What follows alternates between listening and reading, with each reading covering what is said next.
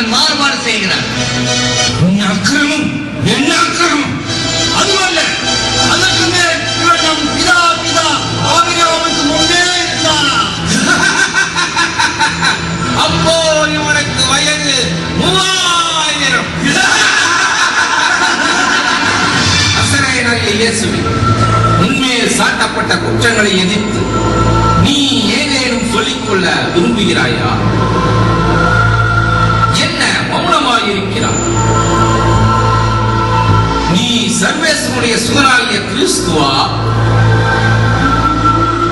நித்திய கடவுளின் ஆணையால் உனக்கு கட்டளையிடுகிறேன். ஆசீர்வதிக்கப்பட்ட சர்வேசனுடைய குமாரனாகிய கிறிஸ்துவா நீ? நீரே உள்ளபடி சொன்னீர். அவர் நானே. மேலும் மனுமகன் வல்லமை உள்ள சர்வேசனுடைய வலது பாரிசத்தில் நீற்றிருந்து கொண்டு மானமேகங்களின் மேல் வருவதை காண்பீர்கள் என்று உங்களுக்கு சொல்லுகிறேன். இவன் தேவதூசனம் உரைத்தான். இன்னும் நமக்கு சாட்சிகள் வேண்டுவதற்கு இதோ தூசணத்தை நீங்களே இப்போ கேட்டீர்களே. இவன் மரண தண்டனைக்குரியவன், சந்தேகவன். இப்போ இவனை கொண்டு போய் சிறைகள் அடையும். காலையில் மறு விசாரணைக்கு கொண்டு வாருங்கள். பிறகு கவர்னர் பிளாத்துவிடம் கொண்டு போகலாம்.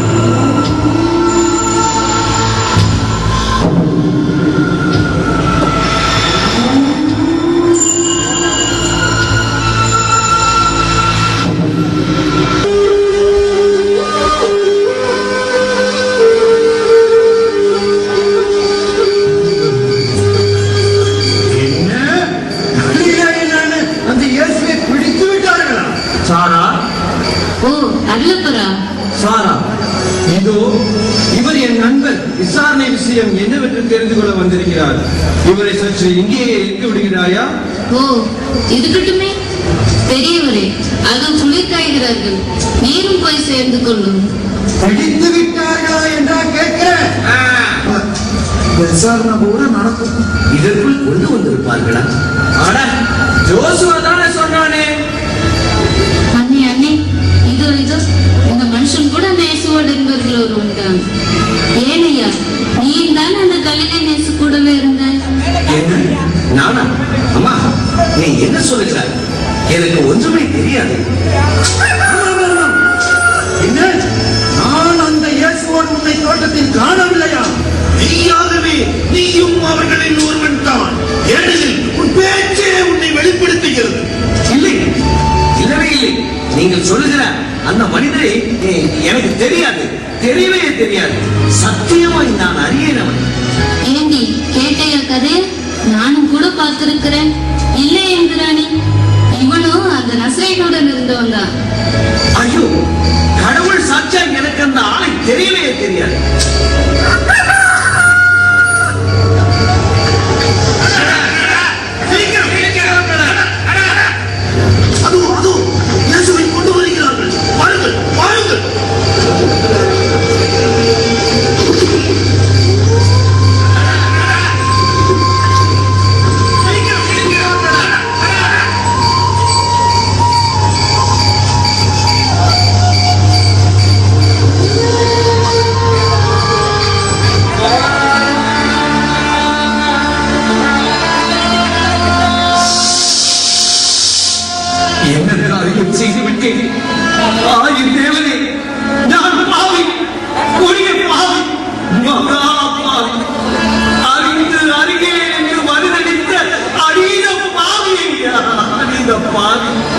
மெய்யான தேவகுமாரன் என்று நம்பினேன். வாயார சொன்னேன், பகிரங்கமாய் பேசினேன். இது இப்போ இல்லை இல்லை என்றே அறியேன். ஆண்டவரே, தேவரே, நான் துரோகியே. நன்மை மறந்தேன். அறிந்தும் அறியேன் என்று சிறைச்சாலைக்கும் மரணத்துக்கும் முன்போடு மர தயார் என்று துணிந்து சொன்னேன். இதோ அவலமாய் இருந்தேன். கேவலம் வேலைக்காரிக்கு பயந்து முகதாட்சியிலே தான் கொலையாளினே. ஐயா சுவாமி, எந்த சொந்த பலம் போதாதென இதோ கண்டே நீ எச்சரித்தையும் இல்லையே. சேவல் குவியது, சேவல் கொக்கரித்தது, சேவல் சத்தம் கேட்டது. மாறினேனா? ஐயோ இல்லை, வீரிலே வீரிலே. ஆண்டவரே, நீ சொன்னது நிறைவேறி. என் தேவனே, நீரின் தேவன் என்று தெரிந்திருந்தும் மனிதன் என்றேனே, கடவுள் என்று நம்பியும் என் அம்மாண்ட பொய்க்கு கடவுளின் குமாரனாகிய உண்மையே சாட்சிகளுக்கு ஆணையிட்டு சபித்தேன் சுவாமி. நான் சண்டாளன், துரோகி, துரோகி, துரோகி, எஜமான துரோகி, துரோகி ஐயா, என் தேவ துரோகி. ஆபத்து அஞ்சிய அவளை சுவாமி என்னை மன்னி. நீர் மிக்க கருணையுள்ளவர், தீனதயான இரக்கமுள்ள தேவன், என்மேல் இறங்கும் தேவன். இதை நான் மறவேன். அருள் கண்கொண்டு நீ என்னை கனிவோடு பார்த்த கருணை நான் மறவேன், நான் மறவேன். என் உயிர் உள்ளவனவும் இதை நான் மறவேன் சுவாமி.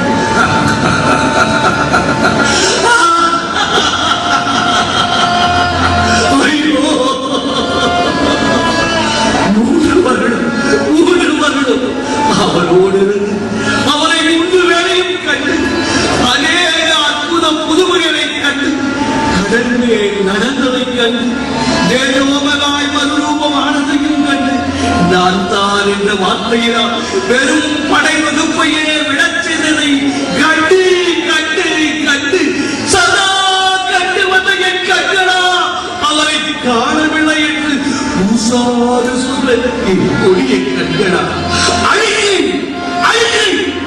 சதா உங்கள் பாவத்துக்காக கண்ணீரை விட்டார்கள். ஏ மனமே, உன் எதை அறியவில்லை? உன் தேவன் என்று நீ அறியவில்லையா? அவன் தெய்வ திருப்போதங்களை நீ அறியவில்லையா? பேரின்பத்தை நீ அள்ளி அள்ளி பருகவில்லையா? அவருடன் இருந்தும் பேரானந்தத்தை நீ உணரவில்லையா? உணவே அவன் அன்பு, ஆதரவு, கிருபையை, இரக்கத்தை, சமாதானத்தை, சார்ந்த சொரூபத்தை நீ அறியவில்லையா? எதை அறியவில்லை? அறிந்தும் அறிய என்று மனமாற வாய்விட்டு பரிதளித்தாயே. ஐயோ, இதோ நொந்து மனஸ்தாபப்பட்டு தேவ கிருபையை நம்பி தேவ தயாளத்தை கண்டு பச்சாதாபப்படும். நீ செய்தது பெரும் பாதகம் என்றால் நம்மை மன்னிக்கும் அன்பர்கள் கெஞ்சி கெஞ்சி கெஞ்சி கெஞ்சி கெஞ்சி.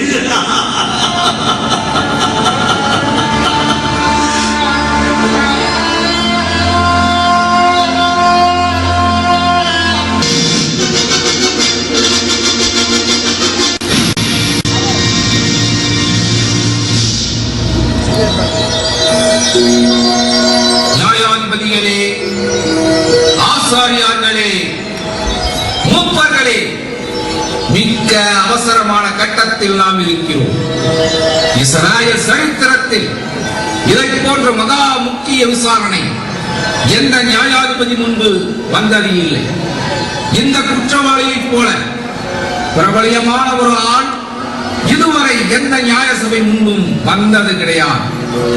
இவனுடைய குற்றத்தை போல இவ்வளவு மகா பெரிய குற்றத்தை எவனும் இதுவரை செய்ததும் இல்லை. இவனைப் போல இந்த சனவேரிய சங்கத்தை அவமதித்தவனும் எவனும் இல்லை. ஆகவே சென்ற இரவு நமது நியாய சபை யோசேப்பின் மகன் இயேசு நசரேயனை தீர்க்கமாய் விசாரித்து தேவ தூஷண குற்றத்திற்காக மரண தண்டனை விதித்துள்ளது. அதைத் தொடர்ந்து இந்த காலையில் அந்த தீர்ப்பை உறுதிப்படுத்துவதற்காக நமது சனவேரிய சங்க கூட்டத்தை கூட்டியிருக்கிறோம். சங்க உறுப்பினர் எல்லோரும் இப்போது பிரசன்னமாய் இருப்பது இந்த காரியம் எவ்வளவு அவசரமானது, முக்கியமானது என்பதையும் நாம் அளித்த தீர்ப்பை எல்லோரும் ஏகமனதாக உறுதி உறுதிப்படுத்தப் போவதாகவும் காண்பிக்கிறது. இப்போது குற்றவாளியை கொண்டு வாருங்கள்.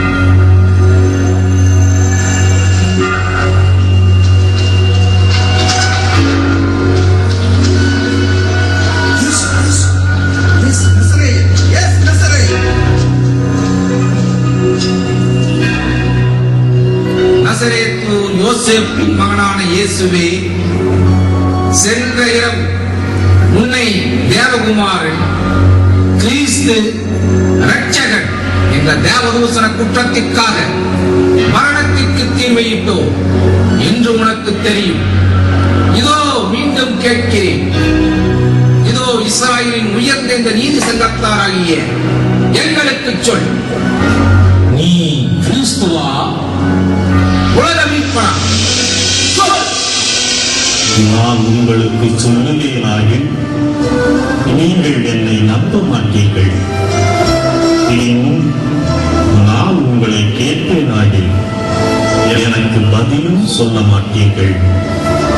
நீங்கள் நம்பினாலும் கூட என் கேள்வி மறுக்க முடியாத போதிலும் கூட என்னை தண்டித்தே தீர வேண்டும் என்பது உங்கள் தீர்மானமான முடிவு. ஆகவே என்னை விட்டுவிடவும் மாட்டீர்கள். ஆயும் இனி மருமகன் வல்லவரான சர்வேஸ்வரனை வலது பக்கத்தில் வீற்றிருப்பார். கேட்டீர்களா? தேவதூஷணம்! ஆகவே நீ சர்வேஸ்வருடைய குமாரனா? என்ன, நீ தேவகுமாரனா? நீங்கள் உள்ளவாறு சொல்லுகிறீர்கள். ஆம், நான் சர்வேஸ்வரனுடைய குமாரனே. அமைதி, அமைதி. இன்னும் இந்த மகா நீதி சபைக்கு வேறு சான்றுகள் வேண்டுமா? சாட்சிகள் வேண்டும். இல்லை இல்லை, வேண்டாம். இதோ அவன் வாயினின்றே அதை கேட்போமே. தேவதூஷணம், தேவதூஷணம். மரண தண்டனையே இவனுக்கு சரியானது. அதில் என்ன சந்தேகம்? சபையோரே, நசரேயனான இயேசு சிலுவையில் சாக வேண்டும் என்ற தீர்ப்பை நீங்கள் எல்லோரும் ஏகமனதாய் தீர்மானிக்கிறீர்களா? சிலுவையின் கோர மரண தண்டனைக்கு எழுதிக்கொள்ளும். அதை நிறைவேற்ற இந்த மகா சங்கத்துக்கு அதிகாரம் இல்லை என்பதை ஞாபகப்படுத்த விரும்புகிறேன். நான் அதை பற்றி கவலைப்படாதே. ரோம் கவர்னரின் அங்கீகாரத்தை திருகி பிடிங்க நமக்கு போதிய சான்றுகளும் சாட்சிகளும் உண்டு. வாருங்கள், வாருங்கள். நாம் எல்லோரும் இப்படியே ரோமானிய அதிகாரி பிளாத்துவிடம் சென்று நம்முடைய தீர்ப்பை அங்கீகரிக்க செய்வோம். புறப்படுங்கள், புறப்படுங்கள். பிளாத்து எங்கேயாவது உல்லாச பயணமாய் கிளம்பிவிடப் போகிறான். வீரரே, கைதியை பின்கட்டாய் கட்டி அந்தோனியா கோட்டையில் கவர்னரை மாளிகைக்கு கொண்டு வாருங்கள்.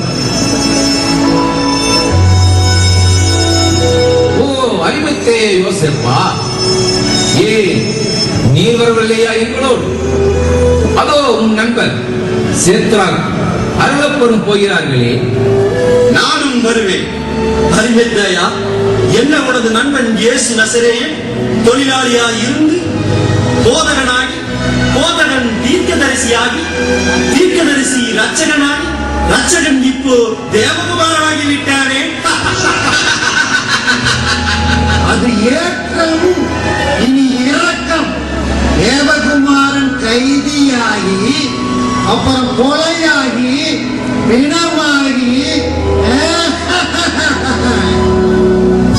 ஐயா அறிவட்டே, 67 பேருக்கு எதிராக நீங்கள் 2 பேர் நின்றீர்களே. தனிப்பட்ட ஒன்றும் செய்ய முடியாது. கட்சி பலம் வேண்டுமாக்கும். ஆச்சாரியர், சக்தி என்னை வெல்லும். அசத்தியம் அதிக நாளைக்கு ஆட்டம் போட முடியாது. சாயம் வெளுத்து போகும். சத்தியமே வெல்லும். இதற்கு மேல் தான் இருக்கிறது நமது தீர்வையின் வெற்றியும் தோல்வியும்.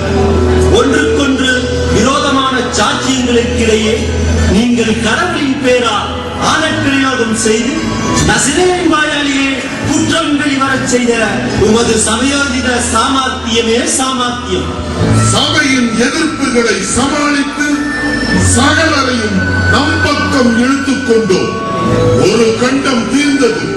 குருமாரும் மூப்பர்களும் இப்போது ஏன் அரிமத்தேயா நிக்காதாமா ஊராரும் கூட நசரேயின் ஒழிப்பு திட்டத்தை நம்முடைய கண்ணிலே பார்க்கிறார்களாக்கும். இனி ரோண்டவுடன் முன்பு நாம் நசரேயில் உள்ள குற்றத்தை சாமர்த்தியமாய் விளக்குவதில் தான் இருக்கிறது. முதலில் மதிப்பை ஏற்படுத்திக் கொள்ள வேண்டும். குற்றம் மகா கொடியது என்பதை மிகப்படுத்தி காண்பிக்க குற்றவாளியை மிக்க இழிவான நிலையில் பிளாத்துவின் முன் காட்ட வேண்டும்.